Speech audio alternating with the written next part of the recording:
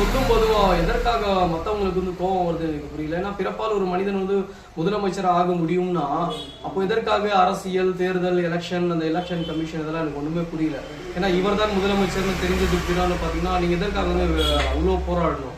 எதற்காக இத்தனை கட்சிகள், இத்தனை சமுதாயம், இத்தனை வந்து நிறைய ஒருங்கிணைந்த ஒரு தமிழ்நாடுன்னு சொல்கிறோம், இத்தனை இருக்கும்போது வந்து பார்த்தீங்கன்னா இத்தனை விஷயங்கள் இருக்கக்கூடிய நாடுல வந்து பாத்தீங்கன்னா இவர் தான் முதலமைச்சர் அடுத்ததுன்னு சொல்லும்போது அந்த கட்சியில இருக்கக்கூடியவங்களுக்கு விகப்பா இருக்காதா?